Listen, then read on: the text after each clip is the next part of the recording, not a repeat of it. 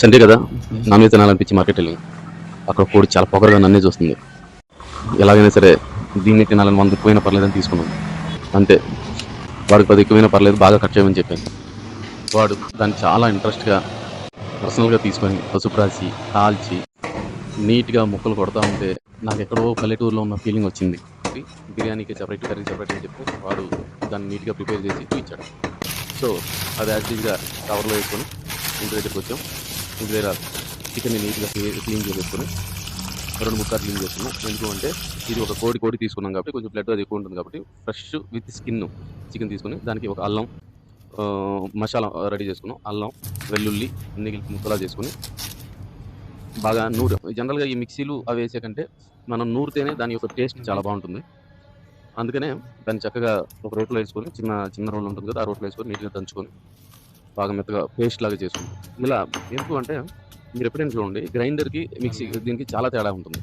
So అంటే total టేస్ట్లోనే ఇది మీరు ఎప్పుడైతే మీరు ఇంత ఇదిగా చేసుకుంటారో దంచుకొని చేసుకుంటారో మీకు అప్పుడే స్మెల్ అర్థమైపోతుంది. స్మెల్లో డిఫరెన్స్ వస్తుంది.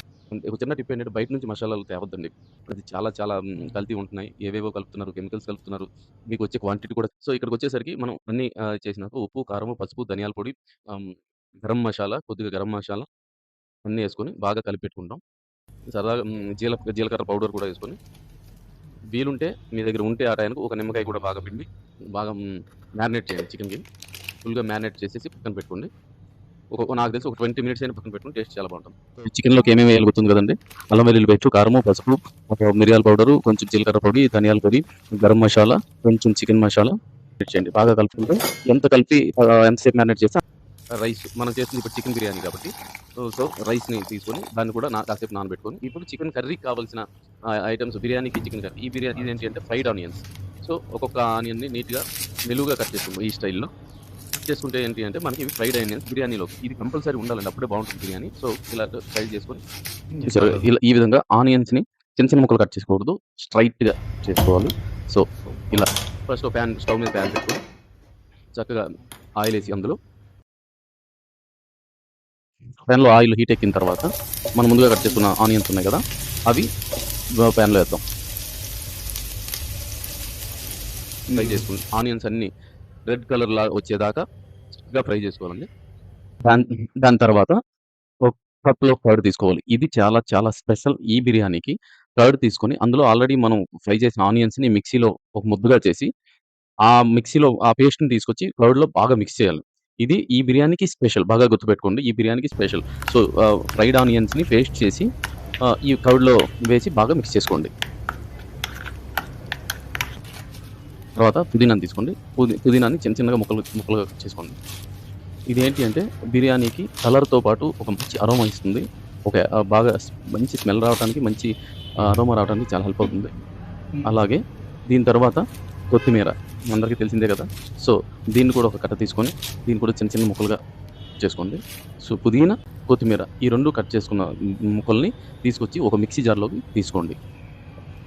అలాగే ఒక 10 పచ్చిమిర్చి తీసుకోండి. ఇవి బాగా నోట్ చేయండి. మీరు కొనేటప్పుడు ఆ కలర్ని చూడండి. నార్మల్గా కొన్ని గ్రీన్ కలర్లో ఉంటాయి, బట్ అవి పెద్ద కారంగా ఉండవు. మీరు క్లియర్ వీడియోలో చూడండి, బాగా కొద్ది బ్లాకిష్గాను థిక్ గ్రీన్గా ఉంటాయి. ఇవైతే చాలా చాలా కారంగా ఉంటాయి. ఎస్పెషల్లీ సూపర్ మార్కెట్స్లో బాగా దొరుకుతాయి. మీరు ట్రై చేయండి, బయట కూడా దొరుకుతాయి. సో గుంటూరు మిర్చి అంటారు చూసారా, గుంటూరు ఆ మిర్చి స్టైల్ మనకి ఒక 10-15 తీసుకొని కట్ చేసుకొని మిక్సీలో వేసుకోండి. సో మీకు పుదీనా గ్రీను, మనం కొత్తిమీర గ్రీను, అలాగే ఈ మిర్చి కూడా గ్రీన్. సో టోటల్గా గ్రీన్, ఈ పలావ్ ఆ కలర్ రావడానికి మెయిన్ ఈ 3 ఇంగ్రీడియంట్స్ అనమాట. దీంతో పాటు కొద్దిగా అల్లం తీసుకోండి, అల్లం ముక్కలుగా కట్ చేసుకోండి. అలాగే వెల్లుల్లి కట్ చేసుకోండి. అంటే మీకు ఆ కొలతలు తెలిసిపోతే మీరు తీసుకున్న చికెన్ క్వాంటిటీని బట్టి ఆ కొలతలు తీసుకొని అవన్నీ కలిపి బాగా మిక్స్ చేయండి, పేస్ట్ చేయాలి. ఇవన్నీ కలిపి మళ్ళీ గుర్తుపెట్టుకోండి, ఆ బిర్యానీ ఈ కలర్ రావడానికి ఈ 3 మెయిన్. కొత్తిమీర, పుదీనా, పచ్చిమిర్చి చేసుకుంటే, అలాగే మనకు అల్లం వెల్లుల్లి పేస్ట్ కోసం అది కూడా ఇందులోనే వేస్తున్నాం కాబట్టి అల్లము వెల్లుల్లి కలిపి బాగా గ్రైండ్ చేసి పేస్ట్ లాగా రెడీ చేసుకోండి. సో ఆ పేస్ట్ పక్కన పెట్టిన తర్వాత మనం చికెన్ కర్రీ ప్రిపేర్ చేసుకుంటాం. యాక్చువల్గా ఈ పలావ్లోకి చికెన్ పలావే, బట్ ఈ పలావ్లోకి చికెన్ కర్రీ కూడా పులుసులా చేసుకొని తింటే టేస్ట్ చాలా చాలా బాగుంటుంది. మీరు ట్రై చేయండి. పీకే కిచెన్స్కి సబ్స్క్రైబ్ చేయండి, సపోర్ట్ చేయండి. ఇంకా మంచి మంచి వంటలు మీ ముందుకు వస్తాం. మీకు ఈ వంటలు నచ్చితే మీరు ఇలాంటి ఫుడ్ ఇంతకుముందు మీరు కూడా ఇంట్లో చేసుకొని తింటే కామెంట్ చేయండి. Thank you very much. So ఇప్పుడు మనం కర్రీ ప్రిపేర్ చేసుకోవడానికి కొన్ని ఆనియన్స్ తీసుకొని చిన్న చిన్న ముక్కలుగా కట్ చేసుకుంటాం. జనరల్గా చికెన్ కర్రీ ఎలా చేస్తాం అలా చేస్తాం, బట్ పులుసులాగా చేస్తే ఈ బిర్యానీలో చాలా బాగుంటుంది. సో కట్ చేసిన ఆనియన్స్ని ఆయిల్లో వేసి, అలాగే పచ్చిమిర్చి కొంచెం వేసి బాగా ఫ్రై అయిన తర్వాత ఇందాక మనం ఆల్మోస్ట్ 20-30 మినిట్స్ పైన అయింది. అది నానబెట్టుకున్న మ్యారినేట్ చేసుకున్న చికెన్ ఏదైతే ఉందో మసాలాలు కలుపుకున్న చికెన్, ఆ చికెన్ తీసుకొనొచ్చి ఈ ఉల్లిపాయలు వేగిన ఉల్లిపాయలు వేసుకొని బాగా కలుపుతాం. బాగా కలిపాం కదండీ! కాసేపు అలా వేగనిద్దాం. ఇదేంటి అంటే ఇందులో వాటర్ చాలా తక్కువేయాలి. ఎక్కువ మాక్సిమం ఆయిల్‌లోనే బాగా టేస్ట్ చాలా బావుంటుంది. మీరెప్పుడైనా చికెన్ ట్రై చేయండి. ఓన్లీ ఆయిల్‌లోనే ఎక్కువ జ్యూస్ వచ్చేలాగా అంటే ఆనియన్స్ కొంచెం ఎక్కువ కట్ చేసుకొని ఎక్కువ జ్యూస్ వచ్చేలాగా చేసుకుంటే చికెన్ చాలా చాలా మంచి ఫ్లేవర్ వస్తుంది. మంచి టేస్ట్ వస్తుంది. మీకు పాత రోజుల్లో మీరు గమనిస్తే అందుకనే మన ఇంట్లో చికెన్ తినేటప్పుడు ఒక విచిత్రమైన టేస్ట్ ఉంటుంది. చాలా బావుంటుంది. అది కారణం ఏంటంటే ఎక్కువ సేపు ఆయిల్‌లో మాక్సిమం ఆయిల్‌లోనే వండటానికి ట్రై చేస్తారు. వాటర్ చాలా తక్కువ యూజ్ చేస్తారు. సో, మీరు అలా ట్రై చేయండి. చికెన్ చాలా బావుంటుంది. అలాగే ఈరోజు నేను ఎలాగో చికెన్‌లో టమాటా ఎయను. బట్ ఇప్పుడు ఎందుకు వేస్తున్నామంటే టమాటాలు ఎందుకు వేస్తున్నామంటే చికెన్ పులుసు కాబట్టి. సో, టమాటాలు తీసుకొని దాన్ని బాగా చిన్న చిన్న ముక్కలుగా కట్ చేసుకొని ఇప్పటికే బాగా వేపుకున్నాం. చూసారుగా ఎంత బావుందో చికెన్.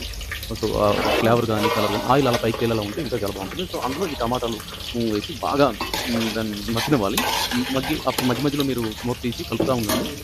కలుపుతూ ఉంటే అది ఆటోమేటిక్‌గా బాగా మగ్గి ఆ చికెన్ కర్రీతో కూడా బాగా కలిసిపోతూ ఉంటుంది. కనుక వాటర్ చాలా తక్కువగా యూజ్ చేద్దాం. పులుసైనా సరే ఫైనల్‌గా మీరు చూదురు గానీ ఎలా చేస్తామని.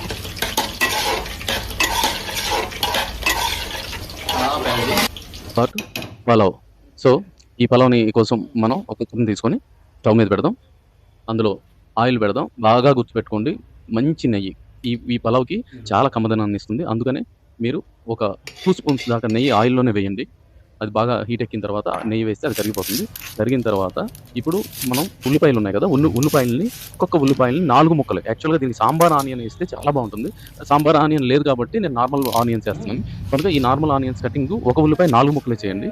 మాక్సిమం సాంబార్ ఆనియన్స్ ప్రిఫర్ చేయండి. ఒక ఉల్లిపాయ లేకపోయినప్పుడు ఇది 4 ముక్కలను ప్రిఫర్ చేసి నెక్స్ట్ వీడియోలో చూస్తున్నారు కదా! ఈ విధంగా 4 ముక్కలు కోసి పక్కన పెట్టుకోండి.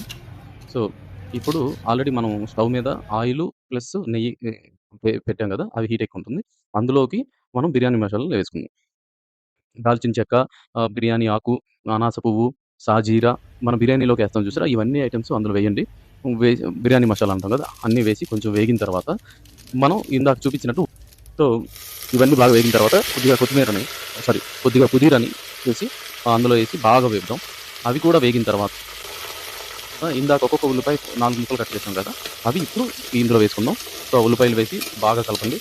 కొద్దిగా ఉల్లిపాయలు మగ్గిన తర్వాత మనం ఆల్రెడీ ప్రిపేర్ చేసి పెట్టుకున్నాం పేస్ట్ ఉంది కదా! అదే పుదీనా, కొత్తిమీర, మిర్చి, అల్లం, వెల్లుల్లి ఈ పేస్ట్‌ని తీసుకొని మనం ఇప్పుడు ఈ ఉల్లిపాయల్లో ఈ ఆయిల్‌లో ఈ వేగిన ఉల్లిపాయలు మసాలా ఉంది కదా! అందులో వేసి బాగా కలుపుదాం.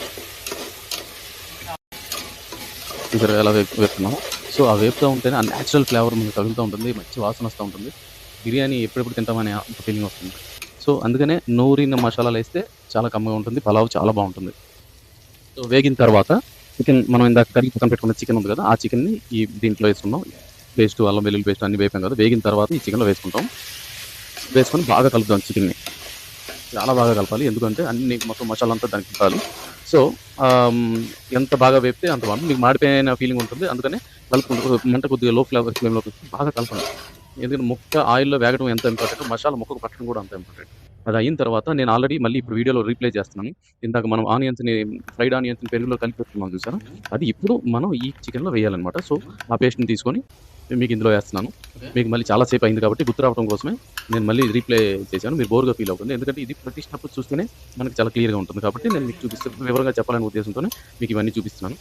అందుకని స్కిప్ అవ్వకుండా మొత్తం చూడండి. మీకే అర్థమవుతుంది బిర్యానీ. ఫ్రైడ్ ఆనియన్ పేస్టు పెరుగులో బాగా కలిపెట్టాం కదా! చూసారుగా అది కూడా ఇప్పుడు మసాలాలకి చికెన్‌కి బాగా పట్టింది. సో, కాసేపు అలా మగ్గనిద్దాం.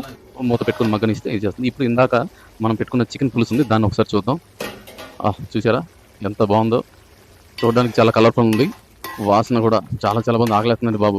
చాలా బాగుంది. సో, ఇప్పుడు బిర్యానీ కూడా చూద్దాం ఒకసారి. పలావ్ చూద్దాం. బాగా కలుపుకుందాం. బాగా మగ్గింది. సో, మేము ఎలా మంచి మంచి వంటలతో మీ ముందుకు రావాలని ట్రై చేస్తున్నాం. మమ్మల్ని ఎంకరేజ్ చేయండి. వీకే కిచెన్స్‌ని సపోర్ట్ చేయండి. మళ్ళీ మళ్ళీ చెప్తున్నాను విసిగిస్తున్నాను అనుకోవద్దు. ఈ కొద్దిగా ధనియాల పౌడర్ ఎయాలండి. ధనియాల పౌడర్ ఏసి కాసేపు మగ్గనిచ్చిన తర్వాత ఇందులో మనం యాక్చువల్‌గా 2 గ్లాసులు బియ్యం నానబెట్టాం. సో, అలాగే దీనికి 4 గ్లాసులు వాటర్ పడుతుంది. కరెక్ట్‌గా 4 గ్లాసులు వాటర్ ఎయాలండి. జాగ్రత్తగా చూసుకోండి. మళ్ళీ ఎక్కువేస్తే మరీ మెత్తగా అవుతుంది. ఒక హాఫ్ గ్లాస్ టు 1 గ్లాస్ ఏసుకోవచ్చు కానీ మరీ ఎక్కువేస్తే ఇంకా మెత్తగా అయిపోతుంది కాబట్టి లెక్క చూసుకొని వేయండి. ఇందులో నేను చేసిన చిన్న పొరపాటు ఏంటి అంటే మసాలాలో చికెన్ బాగా వేపిన తర్వాత ధనియాల పౌడర్ అయిపోయిన తర్వాత రైస్ వేయాలి. నేను అది పొరపాటు చేశాను వీడియోలో. సో, రిపీట్ చేయలేం కాబట్టి మీకు ముందుగానే చెప్తున్నాను. రైస్ వేసి బాగా కలిపి అందులో ఒక హాఫ్ గ్లాస్ పాలు వేయండి. మళ్ళీ గుర్తుపెట్టుకోండి. ముందు మసాలాల్లోనే రైస్ వేసేసి బాగా వేపి అందులో పాలు వేయండి. ఏసిన తరువాత కొద్దిగా మగ్గనిచ్చి అప్పుడు వాటర్ ఎయండి. సో, వీడియోలో చూసినట్టు ఎసరు బాగా మసలాలి. మసిలిన తర్వాత మనం నానబెట్టుకున్న బియ్యాన్ని అందులో ఏసుకోవాలి. యాక్చువల్‌గా పలావ్‌కెప్పుడు ఇంట్లో ఉన్న బియ్యమే చాలా బావుంటాయండి.